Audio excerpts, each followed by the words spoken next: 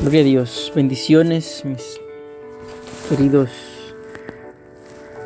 hermanos y amigos. Estamos con la ayuda del Señor una vez más acá dispuestos para continuar con la lectura del libro de David Ormachea, el cual ha titulado El adulterio. ¿Qué hago? En esta oportunidad vamos a estar leyendo el capítulo número 7, el cual está titulado La confrontación sabia de un pecado terrible. Es imposible que solos y por nuestra propia decisión nos arrepintamos. Siempre necesitamos la acción del Espíritu Santo, su penetrante convicción y muchas veces ser descubiertos en nuestro pecado, además de una sabia confrontación. David tiene una historia impresionante. Sin duda admiramos sus logros y nos entristecen sus fracasos. Es tan importante su biografía que su historia cubre 62 capítulos del Antiguo Testamento, con no menos de 59 referencias a él en el Nuevo Testamento. Pero David no fue perfecto y, al igual que todos nosotros, en un momento cometió un gran disparate. Cuando tenía como 50 años o tal vez un poco más, cometió adulterio y, en lugar de enfrentarlo y admitirlo, trató de cubrirlo con un asesinato premeditado. No satisfecho con eso, vivió en medio del engaño y actuando con hipocresía por casi un año. El tiempo pasaba lentamente y todo parecía indicar que el efecto del pecado desaparecería y que todo volvería a la normalidad. Parecía que Dios ignoraba la terrible situación, pero usted y yo ahora sabemos que no fue así. De una manera maravillosa, como solo Dios puede hacerlo, este trajo a David un profeta que tenía una difícil misión. Estos son hombres necesarios en la vida. Estos hombres nos motivan a mirarnos en el espejo de las Sagradas Escrituras para que veamos la suciedad que llevamos. He tenido que cumplir esta función muchas veces en mi vida y no es una tarea fácil, pero cuando uno está convencido de la misión divina que realiza, la cumple con determinación y solo espera el momento oportuno para ver los magníficos resultados de una confrontación bien realizada. Dios envió a un hombre con gran integridad que se acercó al poderoso rey para decirle la verdad. Creo que no existe otra confrontación que haya sido tan breve y tan efectiva como la realizada por este profeta. Sin mucho rodeo y utilizando una técnica extraordinaria de identificación, dejó a David al desnudo. El profeta le mostró la verdad de su pecado. El espejo era claro y David estaba frente a él, mirándose y descubriendo la suciedad que tenía en su vida. En solo 4 palabras le dice todo lo que tenía que decir. Después de observar la reacción de David con palabras enérgicas y seguras, solo le dice: tú eres aquel hombre. David sabía que estaba frente a un hombre de Dios y que quien lo enviaba era tan poderoso que no se podía jugar con él. Ese es un momento radical en nuestro proceso de cambio. Es que mientras estamos envueltos en la pasión, ignoramos a Dios y no estamos pensando en su amor, ni tampoco en la posibilidad de recibir disciplina. Casi pensamos que nunca seremos descubiertos y que podemos llevar una vida oculta sin que Dios tome alguna medida. El momento había llegado para el apasionado cantor de Israel y estaba frente a un enviado de Dios que una vez más les recordaba que con Dios no podía jugar y debía confrontar su pecado. David amaba a Dios, pero había sucumbido a la presión de sus pasiones. Al escuchar esas 4 palabras, tú eres aquel hombre, David tembló con humildad y decidió lanzar todo el veneno que llevaba dentro, y por un instante estoy seguro que sintió algo de alivio. es que ninguno de nosotros, los que realmente amamos a Dios, pero a veces somos seducidos por nuestras pasiones y las atractivas tentaciones, puede sentir alivio de otra manera que no sea arrepintiéndonos sinceramente y confesando sin excusas y sinceridad nuestros pecados y nuestra terrible maldad. Todos los que amamos realmente a nuestro amoroso y paciente Dios, a veces somos seducidos por nuestras pasiones y las atractivas tentaciones. No podemos sentir alivio de otra manera que no sea arrepintiéndonos sinceramente y confesando sin excusas y con sinceridad nuestro pecado y nuestra terrible maldad. Desarrollo de una confrontación sabia. En el segundo libro de Samuel, capítulo 12, está la historia de esta increíble confrontación. El enviado de Dios, el profeta Natán, visitó al rey David y le dijo la verdad. Examinemos por un momento el desarrollo de esta increíble confrontación. Estoy convencido de que no podemos salir de las garras de las pasiones pecaminosas sin la intervención divina. Los seres humanos tenemos habilidad de engañar y desarrollar planes increíbles para el desarrollo de la maldad, pero Dios tiene sabiduría incomparable para cerrarnos las puertas y meternos en un callejón sin salida, de forma que en algún momento seamos descubiertos. Mientras más estrategias utilicemos y más pecados acumulemos en el proceso de disfrutar de nuestras pasiones y de tratar de esconderlas, cuando comenzamos a ser descubiertos, más terribles consecuencias recibiremos. No podemos intentar jugar con Dios y salir sin culpa y airosos sin la disciplina divina. Usted tiene que estar de acuerdo conmigo en que la estrategia de David fue brillante. Cada parte del proceso para ocultar su pecado demandó lo mejor de su inteligencia. Cada paso que dio fue bien pensado y cada vez iba cayendo más en un abismo más profundo. David tenía que estar pensando y sacando cuentas. Debía traer de la guerra rápidamente al esposo de Betsabé para que tuviera relaciones sexuales con su esposa y así pareciera como que el bebé era de él. No tenía tiempo que perder y por ello puso su estrategia rápidamente en acción. Después de traerlo de la guerra y enviar a Urías el heteo a su casa y tras emborracharlo y aún así no lograr que se acostara con su esposa, no tuvo otro remedio que planificar la muerte del inocente soldado. No es fácil llegar a esa decisión. David no era un criminal, era un siervo de Dios que se apasionó. Muchas personas me relatan historias que ahora ven como increíbles, aunque ellos fueron los protagonistas. Ernesto golpeó a su mujer cuando fue descubierto en adulterio. Ella llamó a la policía y al líder de una congregación terminó en la cárcel en asunto de horas. Elvia rompió cosas de gran valor en su casa, rompió los televisores, el equipo de sonido, la refrigeradora, los adornos finos que había comprado en el transcurso de muchos años, la ropa de su esposo y hasta intentó suicidarse. Todo eso ocurrió luego de descubrir que su esposo tenía una relación de adulterio. Ella terminó en el hospital y con un problema estomacal que por años le impidió vivir saludablemente.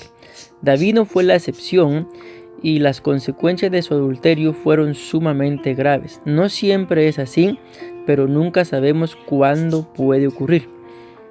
David creó un caos para tratar de ocultar su pecado y el profeta le comunicó la forma dura en la que Dios había determinado lidiar con tan difícil situación. Desprendamos algunos principios en el proceso de examinar esta confrontación divina a un destructivo pecado humano. Dios nunca está desinformado cuando nosotros estamos atrapados por el pecado. Él puede tener paciencia y no ejecutar inmediatamente su disciplina cuando estamos en rebelión, pero en algún momento notaremos su sabia y difícil intervención. Observe lo que se dice en el versículo 1, y el Señor envió a Natán a David El capítulo anterior, 2 de Samuel, capítulo 11, versículo 27, termina con una importante declaración. Mas esto que David había hecho fue desagradable ante los ojos de Dios. Puede tardar en dictar una sentencia, pero nunca evita juzgar a sus hijos y actuar con sabiduría. Dios no lo confrontó después de que Betsabé quedó embarazada, ni después del terrible asesinato de Urías. Ni siquiera envió al profeta inmediatamente después de casarse con Betsabé y tratar de arreglar su situación, por lo menos con ella. Dios sabe cuándo es el momento oportuno. Él determina la forma en que nos ayudará para que seamos descubiertos. Sí, escribe bien. Dios decide la forma en que nos ayudará para que seamos descubiertos. Usted y yo lo sabemos. Todos hemos guardado pecados que nunca habríamos abandonado si no hubiéramos sido descubiertos. Dios envió a su profeta después del nacimiento del niño. Muchos de los grandes estudiosos del Antiguo Testamento piensan que pasó un intervalo de 12 meses antes que Natán lo visitara. El bebé tenía por lo menos 3 meses de edad, porque Dios sabiamente esperó el momento correcto. Él muchas veces permite que la miseria que vive un hijo rebelde cumpla su trabajo y luego se acerca para darnos la solución de que ninguna manera es fácil para los humanos, pero es una solución divina que nunca falla.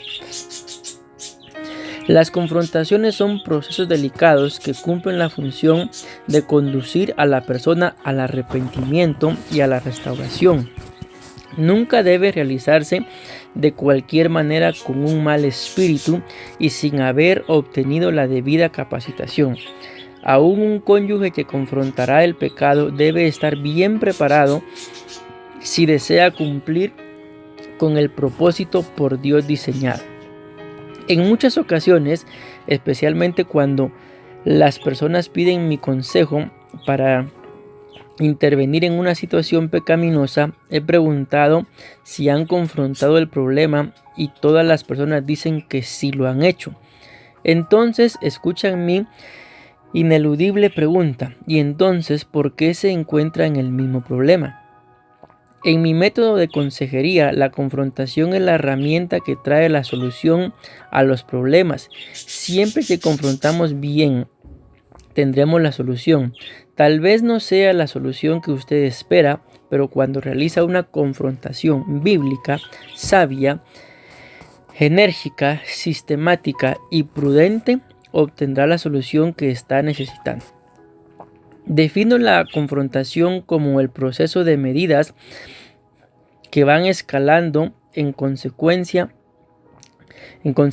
mayores cuando la persona confrontada no realiza los cambios necesarios y que siempre produce una solución al final del proceso de hacer conocer su rechazo. Los principios bíblicos que la persona está rompiendo y las acciones que usted tomará en su proceso de confrontación. Por ejemplo, Mireya me consultó que estaba cansada de confrontar a su marido, ya que éste tenía la terrible costumbre de dejar su ropa sucia regada. Todos los días, a cualquier hora, se bañaba dejaba todo el baño y cada vez que se mudaba dejaba su ropa botada en el lugar que se cambiaba. Mireya, muy molesta, me contó muchos detalles del terrible desorden de su marido. Mi pregunta fue: ¿y usted ya confrontó el problema con él? Ella no dudó en responder: innumerables veces se lo he dicho de todas maneras. Entonces le dije: pero usted solo le ha dicho, no lo ha confrontado. Ella rápidamente me respondió: por supuesto que lo he confrontado con gritos, con enojos, he llorado, le he suplicado y nunca ha cambiado.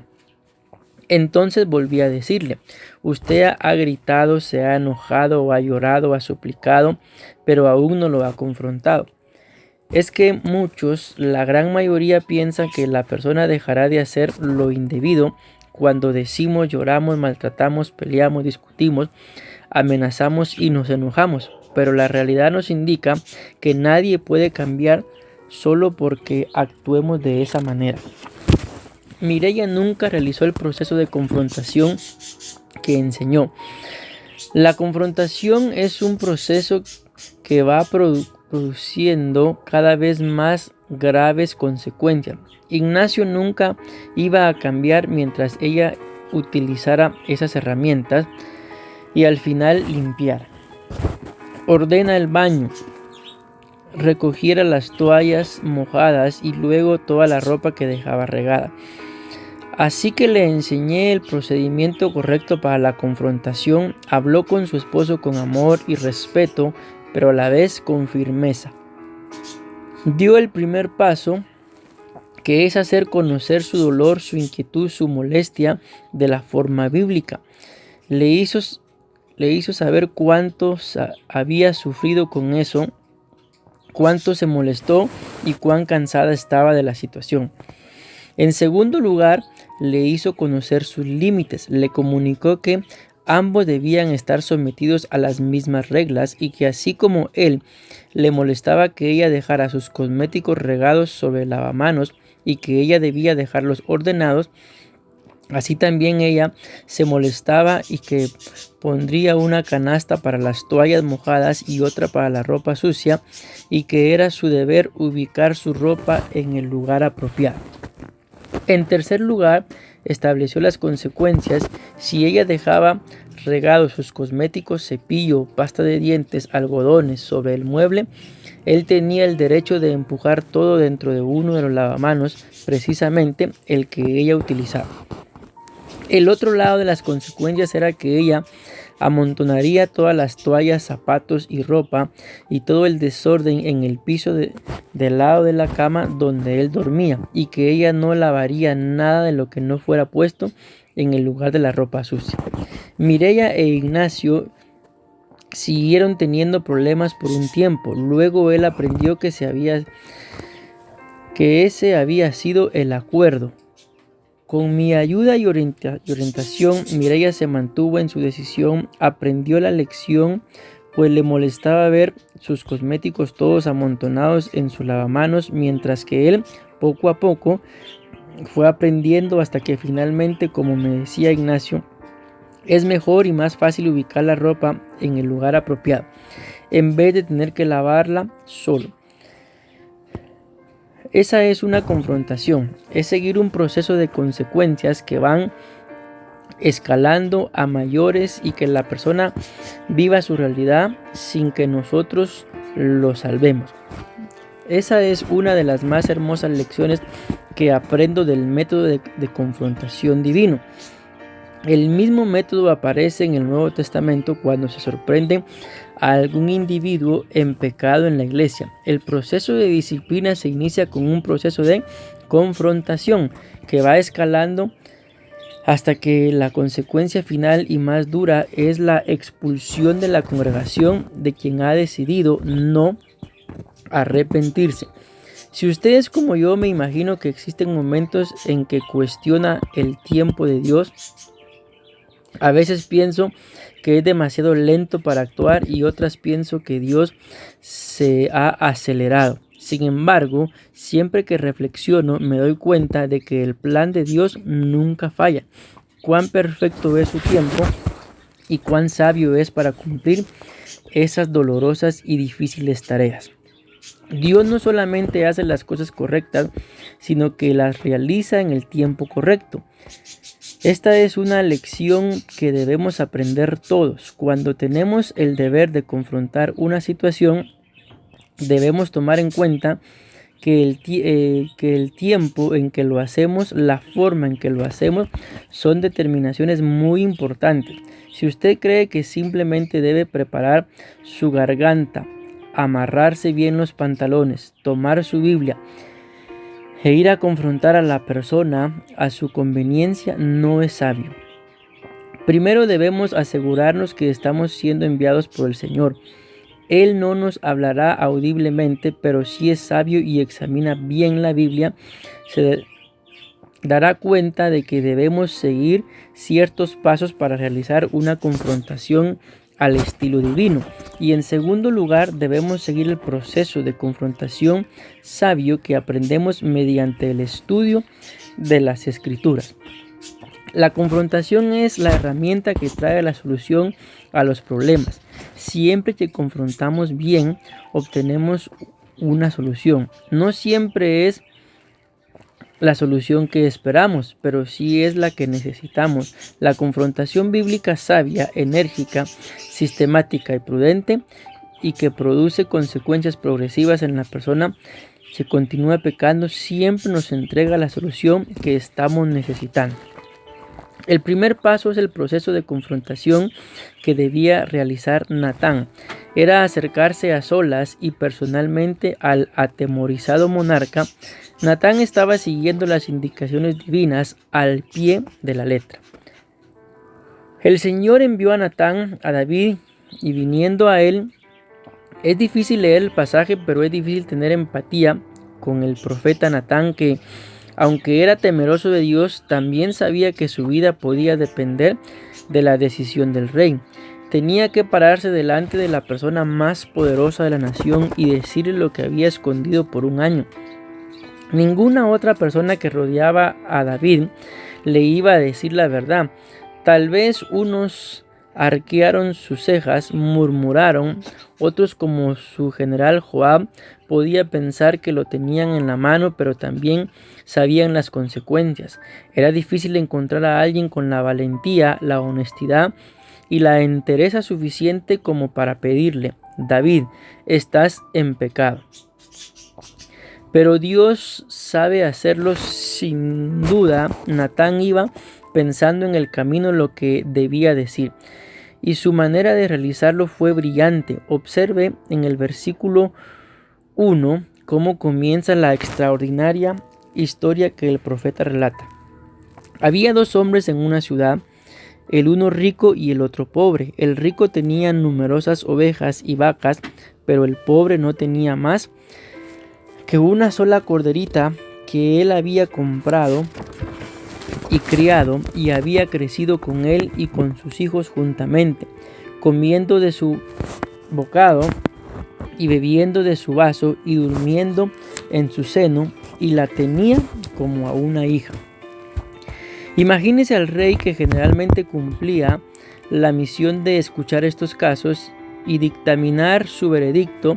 Está escuchando con mucha atención, y mientras más escucha detalles de este abuso, más molesto se siente. Mi imaginación de conferencista me lleva a verlo sentado en el filo de su trono, escuchando la historia. Seguramente está conmovido mientras el profeta continúa relatando. Y vino uno de camino al hombre rico, y éste no quiso tomar de sus ovejas y de sus vacas para guisar para el caminante que había venido a él, sino que tomó la oveja de aquel hombre pobre y la preparó para aquel que había venido a él. Pienso que David se encontraba en un estado muy vulnerable como resultado de las palabras tan sabias de Natán.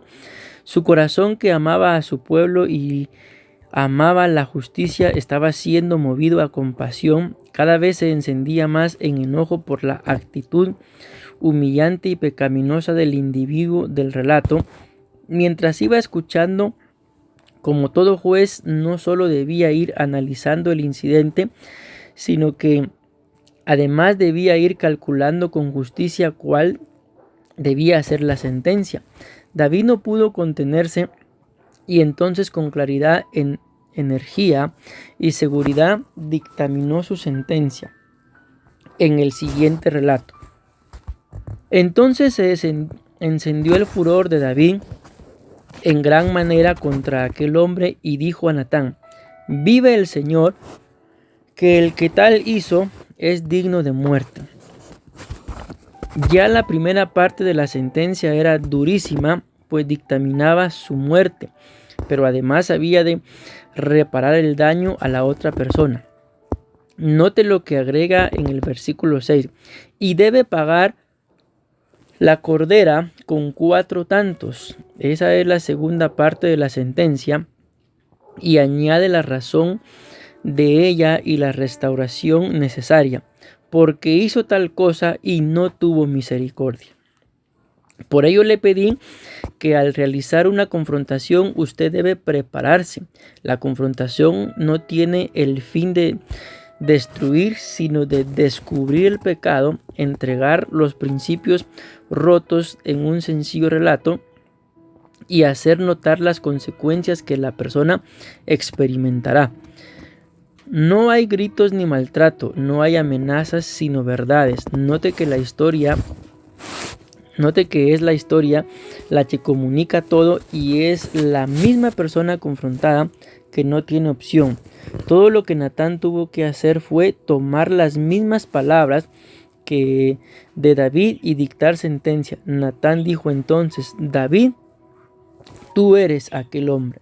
Las palabras sabias y las verdades bíblicas bien aplicadas son elementos esenciales de una confrontación bien realizada. Los amigos fieles y los líderes sabios, así como los cónyuges y padres que aman genuinamente, nunca deben evitar la confrontación basada en principios y que se realiza bíblicamente. Ningún proceso de confrontación es sencillo ni es ajeno a experiencias emocionales. Un cónyuge decepcionado y herido por el adulterio nunca está contento. Aunque los esposos se hayan estado hiriendo y precisamente esa haya sido una de las razones que condujeron al adulterio, cuando este ocurre siempre es una experiencia caótica y muy emocional. Pero cuando pecamos y maltratamos, cuando pecamos por indignación, cuando nuestro cónyuge pecó, nosotros también fallamos. Natán no odiaba a David, el profeta realmente lo amaba. Los gritos, el maltrato rompen las cosas. Insultar, intentar suicidarse o atacar violentamente nunca produce una solución. Esto más bien agrava la situación y agrega sufrimiento. ¿Cuál desobediencia no es pecado cuando un cónyuge adultera y peca contra Dios? Y cuando el otro cónyuge insulta, arremete, agrede o reacciona violentamente. Un eminente escritor británico llamado Alejandro White escribe estas palabras concernientes a la fidelidad de Natán. Ojalá estas palabras bien escritas nos impresionen a los predicadores. Predicar es un trabajo magnífico. Si solo pudiéramos obtener predicadores como Natán, si nuestros predicadores tuvieran la valentía de Natán, su sabiduría de serpiente y su habilidad, nosotros los ministros debemos estudiar con más detenimiento el método del profeta Natán, especialmente cuando somos enviados a predicar sermones de avivamiento. La espada de Natán estaba a no más de 1 pulgada de la conciencia de David. Antes de que David siquiera notara que Natán tenía una súbita embestida y el rey quedó a los pies del profeta. Tremenda exhortación. Si Dios le ha llamado a ser su mensajero, si ha sido llamado para ocupar el púlpito de su congregación, entonces por causa de Dios hable por él. Use la habilidad adecuada, diga la verdad, confronte el pecado con gracia, pero también con seguridad y fuerza, cuando sea sabio, bíblico y prudente.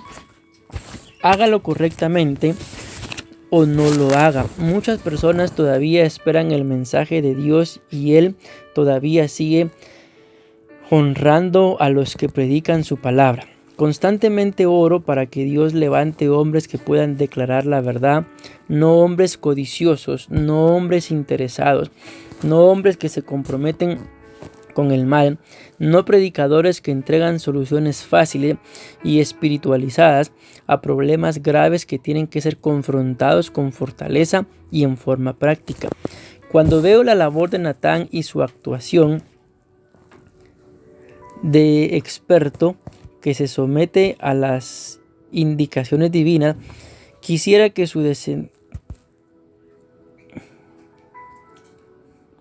Quisiera que su descendencia cubriera la tierra. Quisiera que existieran muchas esposas así, muchos maridos, muchos hijos, muchos amigos, muchos líderes, muchos pastores así. Que estemos dispuestos a obedecer al Señor y a seguir sus indicaciones frente a cualquier persona y en toda circunstancia. Los consejeros tenemos la obligación de actuar de esa manera cada vez que descubrimos dónde está el error, cuando se revela quién en la familia está creando los conflictos. Debemos descubrirlo y ayudar a confrontar ese comportamiento destructivo. Debemos llamar al error por su nombre correcto y confrontarlo de la forma correcta y en el tiempo correcto. Necesitamos hombres y mujeres que tengan un serio compromiso para vivir la verdad y confrontar a quienes pecan con fortaleza, principios basados en el amor.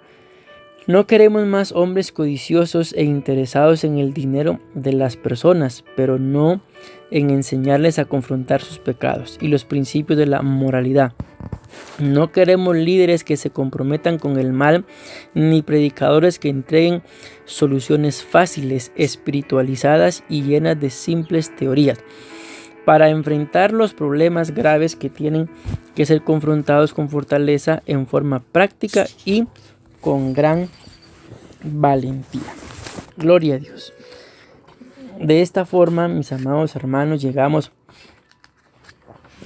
a la mitad de la lectura del capítulo número 7, la confrontación sabia de un pecado terrible. Si Dios nos lo permite, en los siguientes días culminaremos el capítulo número 7 para así continuar con la lectura del libro.